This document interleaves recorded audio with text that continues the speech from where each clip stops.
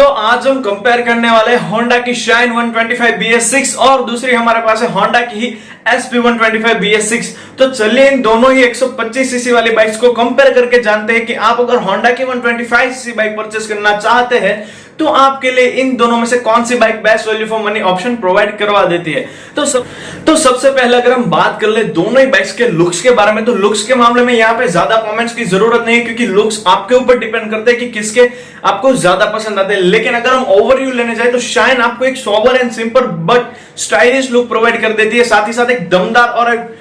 Tough feeling वाला look भी आपको शाइन में मिल जाने वाला है। जबकि अगर हम देखें SP 125 की तरफ, तो SP 125 में आपको एक स्मार्ट, इंटेलिजेंट और स्पोर्टीनेस से भरपूर लुक प्रोवाइड कर दिया जाता है। यानी कि अगर मैं अपनी पर्सनल चॉइस बताऊं तो मैं सीधे तौर पे लुक्स के मामले में SP 125 के ऊपर ही जाता हूं। और अगर हम बात करें यहाँ पे लाइटिंग सेटअप्स के बारे में, तो यहाँ पे शाइन में आपको मिल जाने वाला है फ्रंट में day and night running halogen yellow colour का लैंप, साथ ही साथ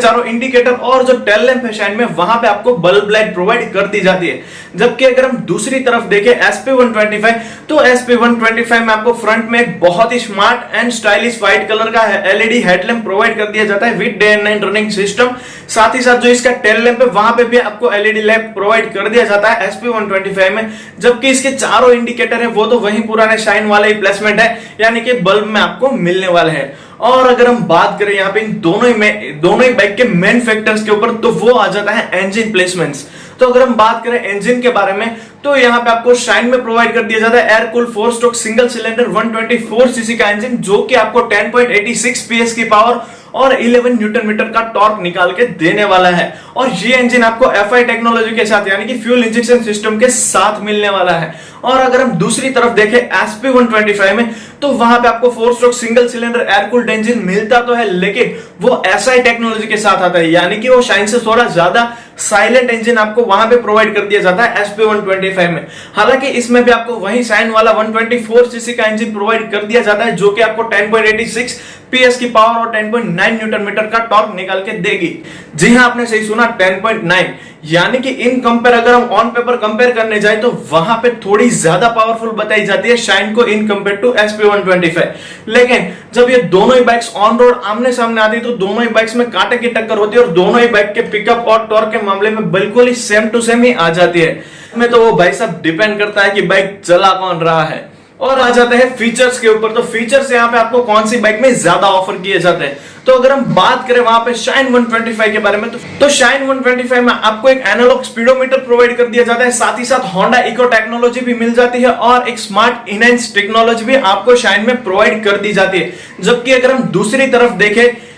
SP 125 को, तो वो यहाँ पे इस मामले में, यानी कि फीचर्स के मामले में थोड़ी ज्यादा बेटर रहने वाली है इन कंपेयर टू शाइन 125, क्योंकि SP 125 में आपको एक फुल्ली डिजिटल इंस्ट्रूमेंटल क्लस्टर दिया जाता है विद सर्विस ड्यू इंडिकेटर, यानी कि आपकी बाइक का सर्विस का जब भी टाइम आ जाएगा तो वो आपको वहां पे स्क्रीन पे दिखा देगी कि अब आपकी बाइक का सर्विस टाइम आ चुका है, आप इसे सर्विस में लेके जाइए। और अगर हम बात करें कुछ एक्स्ट्रा फीचर्स के बारे में, तो SP 125 में आपको gear change indicator, silent start with SEG और एक इको इंडिकेटर भी मिल जाता है। यानी कि फीचर्स और अगर हम लाइटिंग के बारे में बात करें तो वहां पे 101% SP 125 ही बाजी मार जाती है। तो अब हम चलते हैं इन दोनों की बाइक्स के सस्पेंशन सेटअप की तरफ, क्योंकि इंडियन रोड कंडीशंस के बारे में तो आप सभी को पता है, जितना अच्छा सस्पेंशन सेटअप उतनी अच्छी आपको एक राइडिंग भी मिलने वाली है। तो अगर हम बात करें यहाँ पे दोनों ही बाइक्स के बारे में, तो यहाँ पे दोनों ही बाइक में आपको फ्रंट में टेलीस्कोपिक सस्पेंशन मिल जाता है, जबकि रियर में भी आपको दोनों ही बाइक में सेम सस्पेंशन सेटअप, यानी कि रियर में भी दोनों ही बाइक में हाइड्रोलिक टाइप सस्पेंशन प्रोवाइड कर दिया जाने वाला है। और दोनों ही बाइक में आपको इंजन किल स्विच वाली सिस्टम तो प्रोवाइड कर दी जाती है, और साथ ही साथ आपको शाइन में भी अब 5 स्पीड वाला गियर बॉक्स देखने को मिलने वाला है, जो कि पहले सिर्फ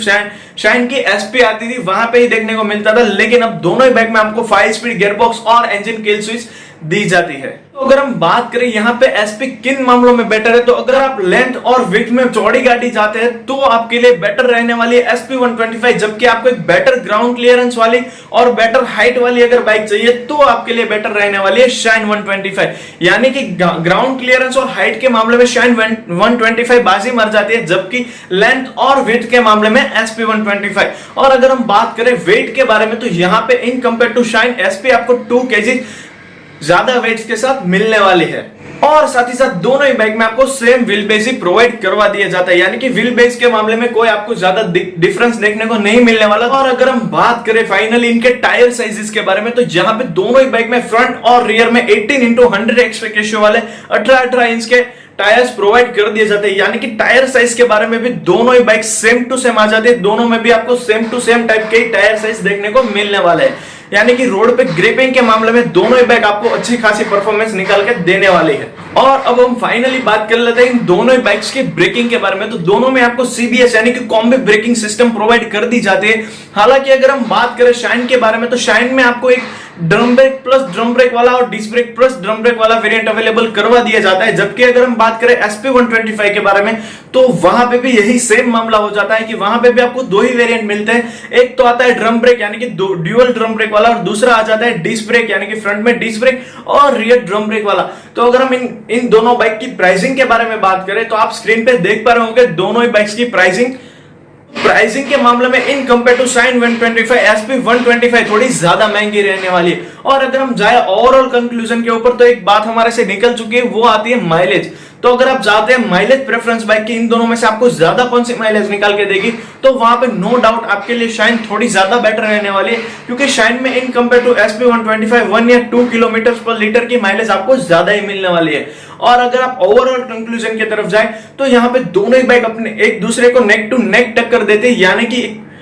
एक बहुत ही अच्छा और स्ट्रॉन्ग सेगमेंट क्लैश कर दिया है होंडा ने अपने आप में। और अगर आप चाहते हैं स्टाइलिश और स्पोर्टी बाइक, तो आप सीधे तौर पे चले जाइए SP125 की तरफ। जबकि